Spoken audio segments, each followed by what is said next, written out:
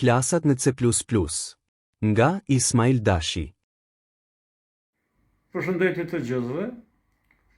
Video do të përmban klasat në C++ me përmbajtje programimi orientuar në objekte, klasat, mënyra e qasjes në klasa, konstruktorët, trashëgimia si dhe poliformisë. Programim i orientuar në objekt në C++. Programimi procedural ka të bëjë me shkrimin e procedurave ose funksioneve që kryejnë operacione mbi të dhënat, ndërsa programimi i orientuar në objekte, anglisht, Object-Oriented Programming, shkurt, P, ka të bëjë me krijimin e objekteve që përmbajnë të dhëna dhe funksione. Programi i orientuar në objekte paraqet një fond natyrore të veprimeve që ndërmerren gjatë zgjidhjes së problemeve të ndryshme me kompjuter. Shfrytëzuesi i një objekti nuk ka nevojë ta di përbërjen e brendshme të tij. Kjo i ngjan për shembull shfrytëzimit të orës ose ngjarjes së veturës, pa i ditur pjesët përbërëse dhe mënyrën e funksionimit të tyre. Programimi i orientuar në objekte ka disa përparësi ndaj programimit procedural. Programi i orientuar në objekte është më i shpejtë dhe më i lehtë. Programi i orientuar në objekte ofron një strukturë. Programi i orientuar në objekte ndihmon në mirëmbajtjen e kodit C++, dr. Mos e përsërit veten, anglisht don't repeat yourself, dhe bën kodin më të lehtë për tu mirëmbajtur, modifikuar dhe korrigjuar agibime. Programi i orientuar në objekte bën të mundur krijimin e aplikacioneve plotësisht të ripërdorshme me më pak kod dhe kohë më të shkurtër zhvillimi. Këshill, parimi mos e përsërit veten, dr. ka të bëjë me reduktimin e përsëritjes së kodit. Duhet të nxirrni kodet që janë të zakonshme për aplikacionin dhe t'i vendosni në një vend dhe t'i ripërdorni në vend që t'i përsërisni. Klasat dhe objektet në C++. C++ është një gjuhë programimi e orientuar në objekte. Çdo gjë në C++ shoqërohet me klasa dhe objekte, së bashku me atributet dhe metodat e saj. Për shembull, në jetën reale, një makinë është një objekt. Makina ka atribute, të tilla si pesha dhe ngjyra, dhe metoda, të tilla si ngasja dhe frena. Atributet dhe metodat janë në thelb variabla dhe funksione që i përkasin klasës. Këta shpesh quhen antar të klasës.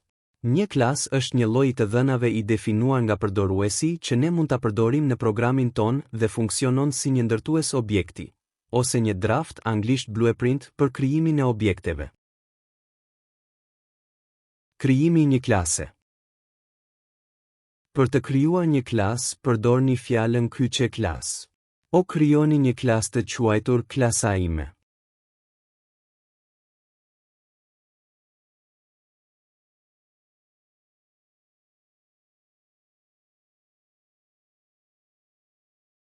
Shpjegimi i shembullit. Fjala kyçe klas përdoret për të krijuar një klas të quajtur klasa ime. Fjala kyçe publik është një specifikues qasjeje, e cila specifikon që antarët, atributet dhe metodat e klasës janë të arritshme nga jashtë klasës. Do të mësoni më shumë rreth specifikuesve të qasjes më vonë. Brenda klasës ekziston një variabël numëri plot numim dhe një variabël string stringuim. Kur variablat deklarohen brenda një klase, ato quhen atribute. Së fundmi, përfundoni definimin e klasës me një pikpresje. Krijimi i një objekti. Në C++, një objekt krijohet nga një klasë. Ne kemi krijuar tashmë klasën me emrin klasa ime, kështu që tani mund ta përdorim këtë për të krijuar objekte. Për të krijuar një objekt të klasa ime, specifikoni emrin e klasës të ndjekur nga emri i objektit. Për të qasur në atributet e klasës, numim dhe stringuim, përdorni sintaksën e pikës në objekt. Shembull, krijoni një objekt të quajtur objim dhe qas atributet.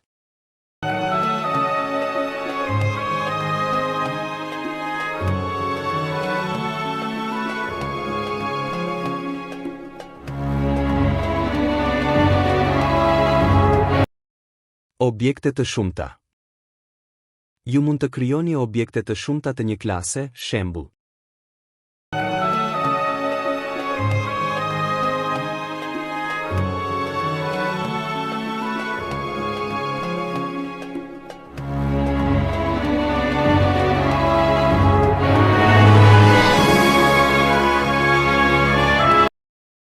Metodat e klasës. Metodat janë funksione që i përkasin klasës. Ekzistojnë dy mënyra për të definuar funksionet që i përkasin një klase. Definimi brenda klasës. Definimi jashtë klasës ndaras deklarimi dhe definimi. Në shembullin e mëposhtëm, ne definojmë një funksion brenda klasës dhe emërtojmë atë metoda ime. Shënim, ju qasenit e metodat njësoj siç qasenit e atributet. duke krijuar një objekt të klasës dhe duke përdorur sintaksën e pikës. Shembull, definimi i metodës brenda klasës.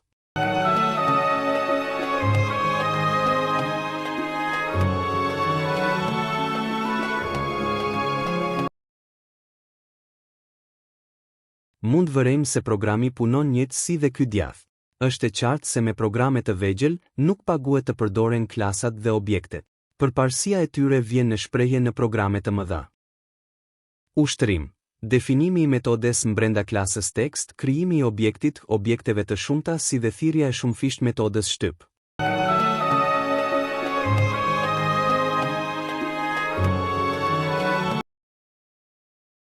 Ne mund të krijojmë objekte të shumta të klasës tekst, për shembull tekst par, si dhe thirrja e shumëfisht metodës shtyp, për shembull par, shtyp, si më poshtë.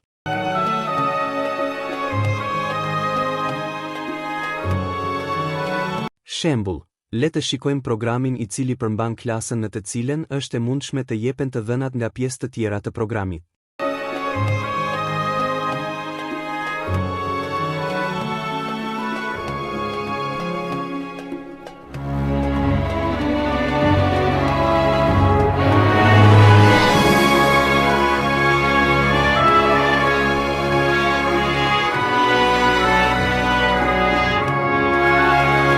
Komanda private tregon zonën në të cilën ndodhen variablat dhe metodat të cilat mund të përdoren brenda klasës, respektivisht brenda objektit. Por në to nuk mund t'i qaset nga programi kryesor, respektivisht jashtë objektit. Në këtë program në zonën private kemi vetëm variablën C.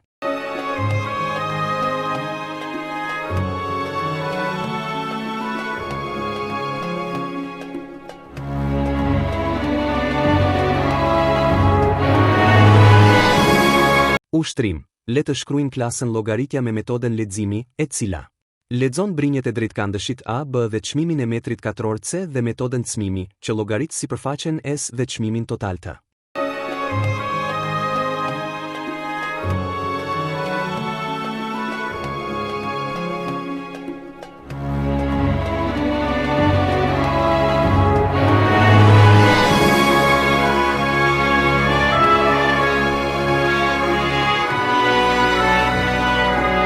Shembull, definimi i metodës jashtë klasës.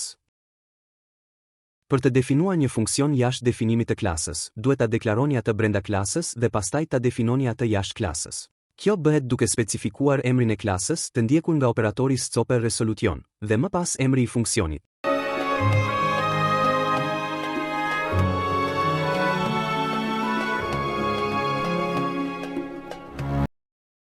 Parametrat. Ju gjithashtu mund të shtoni parametra.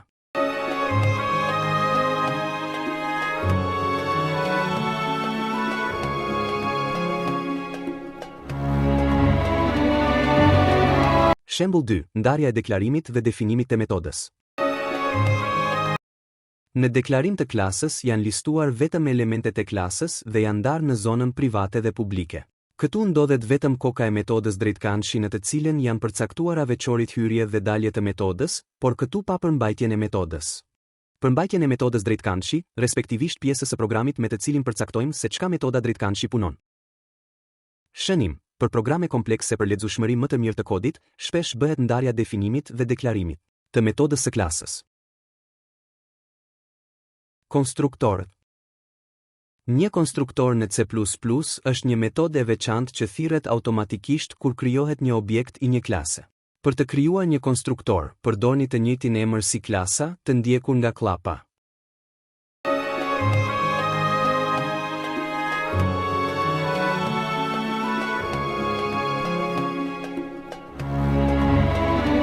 Shënim. Konstruktori ka të njëjtin emër si klasa, është gjithmonë publik dhe nuk ka ndonjë vlerë kthimi. Shembull, përdorimi i konstruktorëve.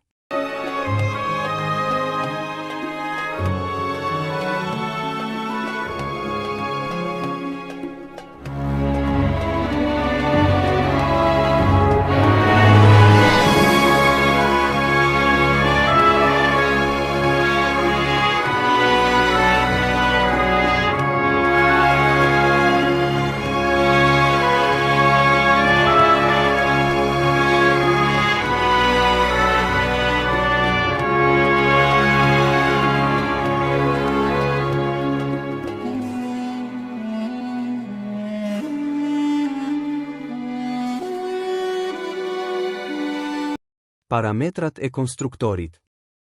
Konstruktorët gjithashtu mund të marrin parametra ashtu si funksionet e rregullta, të cilat mund të jenë të dobishëm për vendosjen e vlerave inicializuese për atribute. Klasa e mëposhtme ka atribute të markës, modelit dhe vitit dhe një konstruktor me parametra të ndryshëm. Brenda konstruktorit ne vendosim atribute të barabarta me parametrat e konstruktorit, marka barazime x e tjerë. Kur e therasim konstruktorin me krijimin një objekti të klasës, ne i kalojmë parametrat konstruktorit, i cili do të vendos vlerën e atributeve përkatëse në të njëjtën vlerë.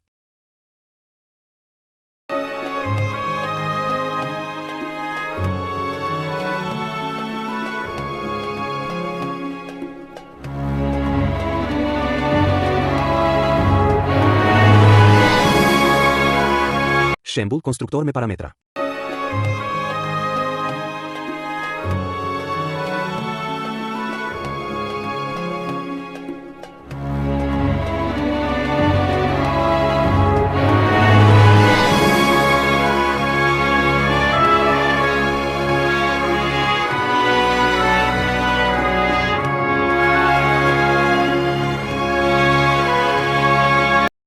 Specifikuesit e qasjes. Deri tani, ju jeni mjaft të njohur me fjalën kyçe publik që shfaqet në të gjitha shembujt tonë të klasës. Shembull.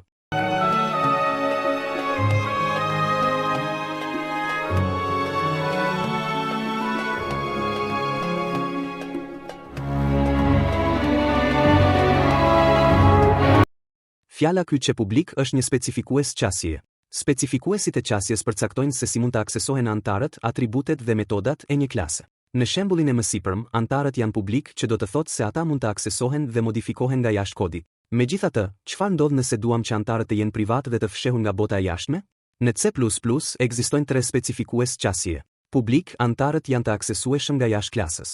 Private, anëtarët nuk mund të aksesohen ose shikohen nga jashtë klasës. Protected, anëtarët nuk mund të aksesohen nga jashtë klasës, megjithatë, ata mund të aksesohen në klasat e trashëguara. Do të mësoni më shumë rreth trashëgimisë më vonë.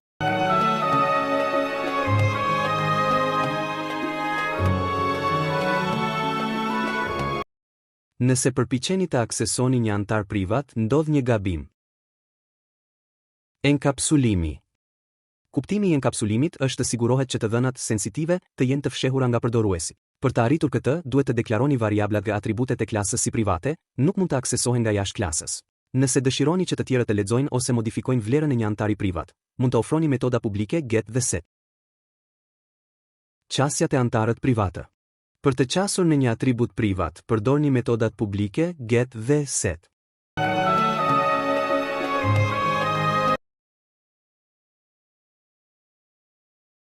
Atributi paga është privat i cili ka qasje të kufizuar. Metoda publik set paga merr një parametër s dhe ja ndan ata atributit paga, paga barazime s. Metoda publik get paga kthen vlerën e atributit privat paga. Brenda main krijojnë një objekt obim të klasës punëtor. Tani mund të përdorim metodën set paga për të vendosur vlerën e atributit privat në 50.000. Pastaj therasim metodën get paga në objekt për të kthyer vlerën.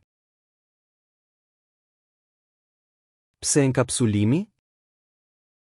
Konsiderohet praktik e mirë të deklaroni atributet e klasës suaj si private, sa më shpesh të jetë e mundur. Enkapsulimi siguron kontroll më të mirë të dhënave tuaja, sepse ju ose të tjerët mund të ndryshoni një pjesë të kodit pa ndikuar në pjesët e tjera. Rritje e sigurisë së të dhënave. Cili është qëllimi kryesor i enkapsulimit në C++? Për të siguruar që të dhënat e ndjeshme të jenë të fshehura nga përdoruesit. Me enkapsulim, si mund të qasen atributet private në një klasë? Duke përdorur metodat publik marrje getter dhe vendosje setter. Cili është roli i metodës getter në enkapsulim? Për të kthyer vlerën e një atributi privat. Trashëgimia. Në C++ është e mundur të trashëgohen atributet dhe metodat nga një klasë në tjetrën. Ne grupojmë konceptin e trashëgimisë në 2 kategori. Klasa e derivuar fëmia, klasa që trashëgon nga një klasë tjetër. Klasa bazë prindi, klasa që trashëgohet nga. Për të trashëguar nga një klasë, përdorni simbolin. Në shembullin më poshtë, klasa auto fëmia trashëgon atributet dhe metodat nga klasa automjet prindi.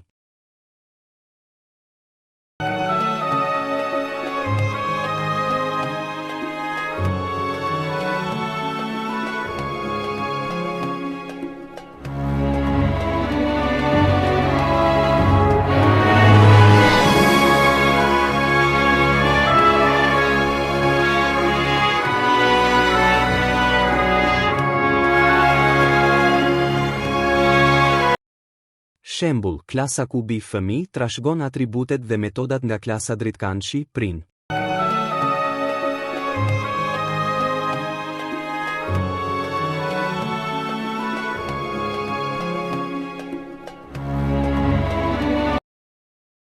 Klasë kubi publik drejtkançi.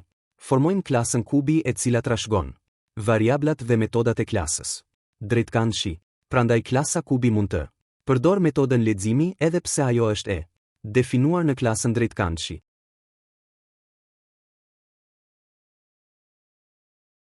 Trashëgimia shumëniveleshe. Trashëgimia shumëniveleshe multilevel inheritance. Në C++ është një lloj trashëgimie ku një klasë e derivuar krijohet nga një klasë tjetër e derivuar. Kjo krijon një zinxhir trashëgimie ku një klasë vepron si klasë bazë për një klasë tjetër, e cila nga ana e saj vepron si klasë bazë për një klasë të tretë, e kështu me radhë. Në këtë model, klasa A, klasa bazë gjyshi. Klasa B, klasa e ndërmjetme fëprindi, derivon nga klasa. Klasa C, klasa e derivuar fëmia, derivon nga klasa B. Këtu, klasa C trashëgon anëtarët, variablat dhe funksionet jo vetëm nga klasa B, por edhe nga klasa A përmes klasës B.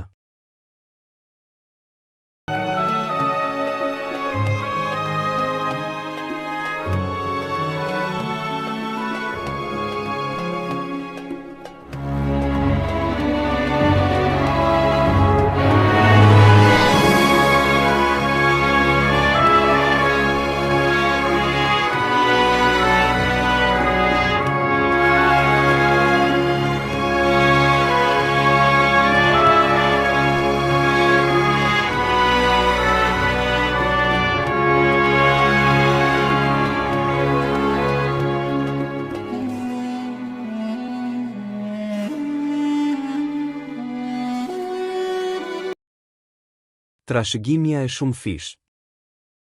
Trashëgimia e shumëfisht multiple inheritance. Nëse është një veçori që lejon një klasë të derivuar të trashëgojë antar, variabla dhe funksione nga më shumë se një klasë bazë. Ndryshe nga trashëgimia e thjeshtë, ku një klasë derivon nga vetëm një klasë bazë, ose trashëgimia shumëniveleshe, ku krijohet një zinxhir A, B, C. Trashëgimia e shumëfisht lejon një strukturë ku një klasë C mund të derivojë direkt nga klasat A dhe B. Struktura. Klasa A, klasa bazë 1. Klasa B, klasa bazë 2. Klasa C, klasa e derivuar, derivon nga A dhe B. Klasa C do të ketë akses në anëtarët publik dhe të mbrojtur të dyja klasave bazë, A dhe B. Sintaksa. Për të krijuar një klasë që trashëgon nga më shumë se një klasë bazë, ju listoni klasat bazë pas 2 pikave, të ndara me presje. Për secilën klasë bazë mund të specifikoni një specifikator aksesi publik, protected ose private. Shembull. Le të imagjinojmë një klasë makine që trashëgon nga klasat motor dhe karroceria.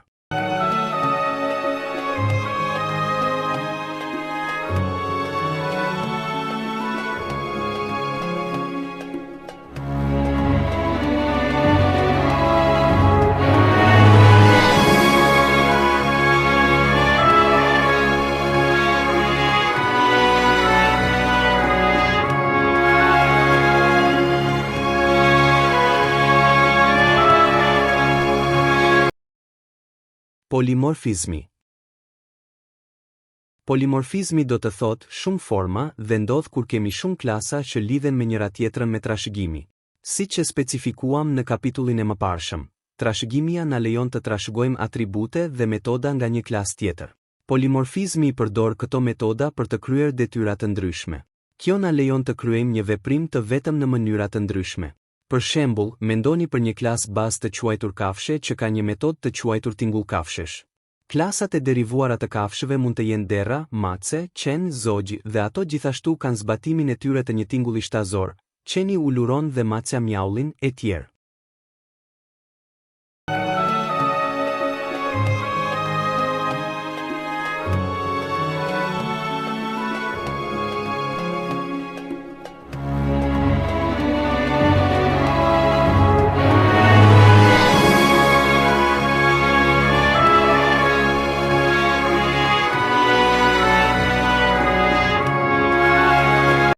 Mbani mend nga kapitulli trashëgimia se ne përdorim simbolin 2 pika për të trashëguar nga një klasë. Tani mund të krijojmë objekte mac dhe qen dhe të mbivendosim metodën tingull kafshesh.